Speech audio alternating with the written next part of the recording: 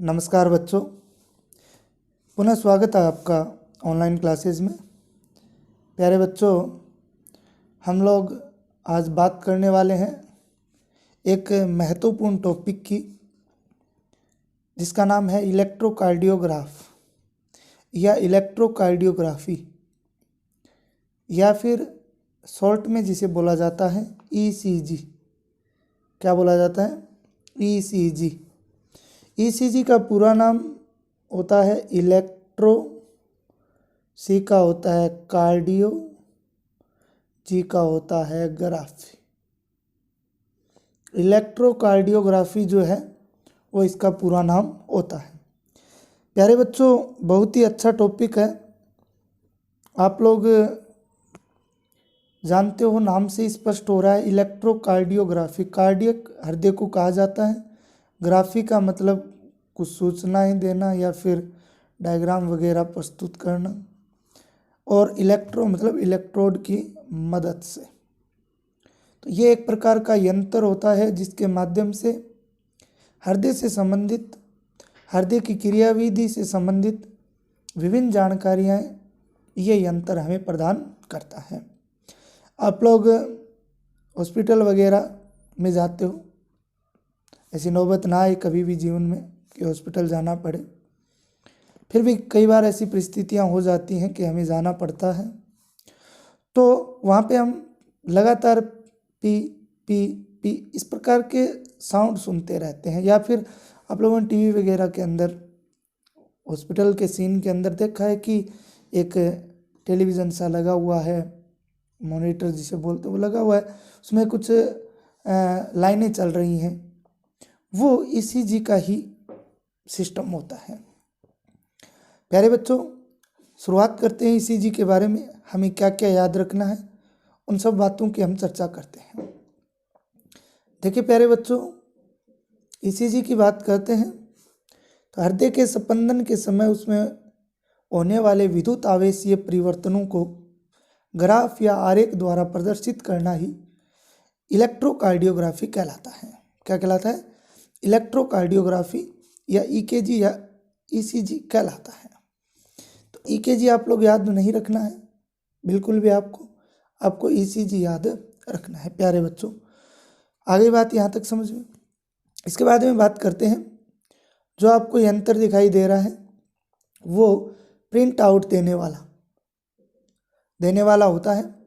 जब पूरी तरह से जांच हो जाती है, उसके बाद में एक स्लिप सी निकलती है लंबी, उसके अंदर जांच वगैरह जो भी आया है मैटर,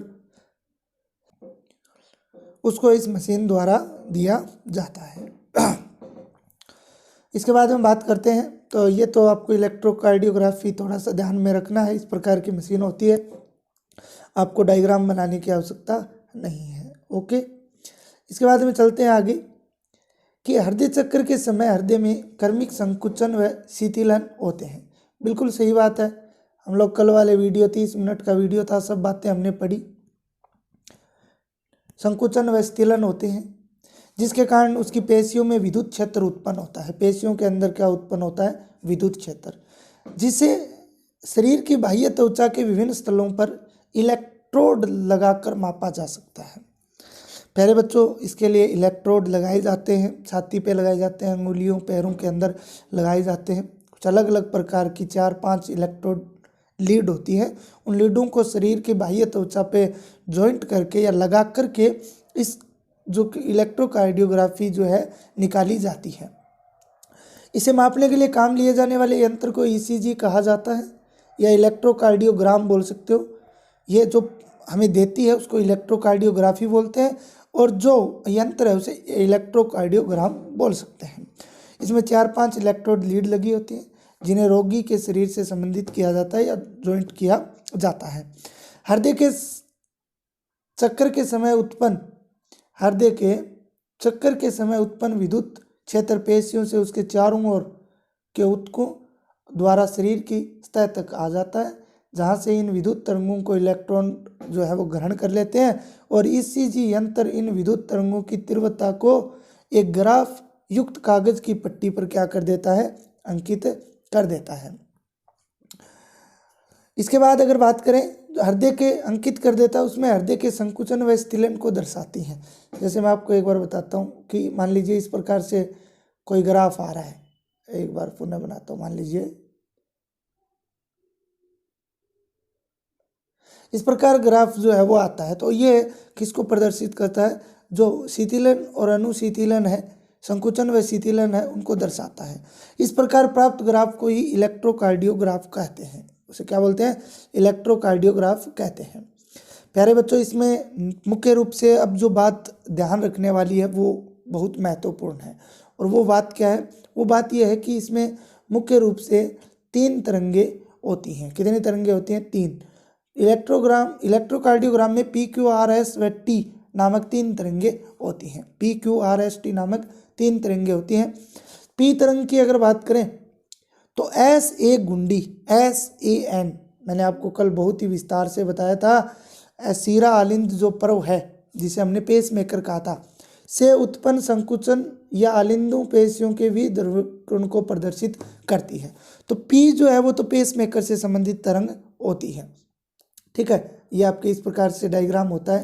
तो P की हमने बात कर ली, किसकी बात कर ली, P की जो है हमने बात कर ली, समझा गई बात। इसके बाद में QRST की और बात करेंगे। मुख्य रूप से तरंगें जो है वो कितनी होती हैं, 3 होती हैं। इसके बाद में देखिए अगली QRS, अगली कौन सी है, QRS।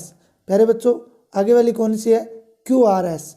देखिए QRS की अगर हम लोग बात करते हैं कि QRS कौन सी होती है, तो QRS तरंग को AV गुंडी से नीलियम की भित्ति में संचरण, AVN हमने पढ़ा था, आलिंद नील्य पर्व की भित्ति से संचरण को या आलिंदों के पुनः ध्रुवीकरण तथा नील्यों के निध्रुवीकरण को प्रकट करती है। कहने का मतलब है ये AVN किस प्रकार से कार्य करते हैं, उनको क्रिया विभव को दर्शाती है।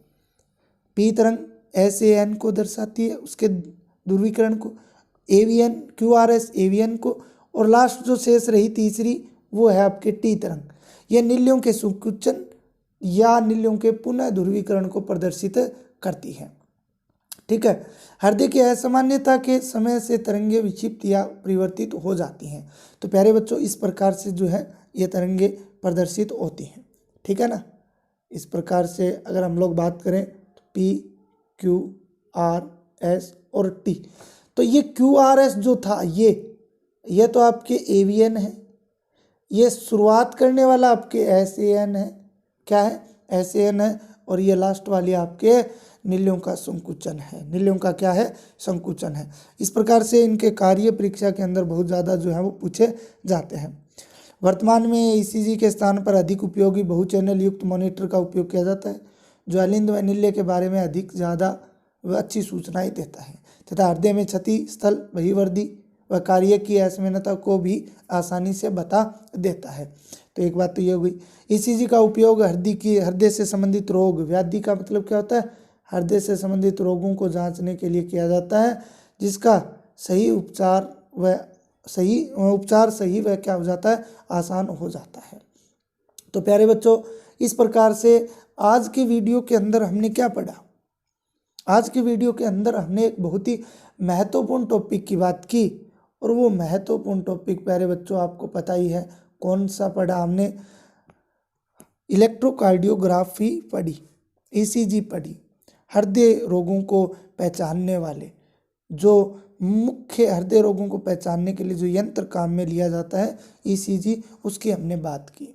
तो प्यारे बच्चों, लगभग आपका एक वीडियो और बनेगा, क्योंकि अब इस चैप्टर के अंदर आपके जो रहा है वो एक तो रहा है बाइनरी ब्लड सर्कुलेशन, ठीक है ना, द्विव परिसंचरण तंत्र आपके इसमें रहा है, दोहरा परिसंचरण तंत्र, मानव को दोहरा परिसंचरण तंत्र पाया जाता है मानव में, तो उसके अध्ययन करेंगे। क्योंकि हृदय में 2 बार रक्त जाता है, इसलिए उसे बोलते हैं दोहरा परिसंचरण तंत्र। तो हम लोग उसकी बात करेंगे मुख्य रूप से। और कुछ व्याधियां हैं हृदय से संबंधित रोग जो है, व्याधि का मतलब रोग जो है, उनके हम लोग विस्तार से बात करेंगे। तो प्यारे बच्चों, इस प्रकार से हमने जो है 11वां चैप्टर ये जो 18वां चैप्टर है ये हमारा पूरा हो जाएगा। इसके बाद में हम अगले चैप्टर की शुरुआत करेंगे, तो उसके लिए हमें एक पार्ट का और इंतज़ार करना होगा। प्यारे बच्चों, पढ़ते रहो, मस्त रहो और अपनी पढ़ाई में पूर्णतया व्यस्त रहो। इस प्रतिकूल समय को अनुकूलित बनाकर अपनी पढ़ाई को निरंतर बनाए रखो, जिससे आने वाले समय में अन्य छात्रों की तरह आप सबको कोई भी समस्या न हो। तो इसी के साथ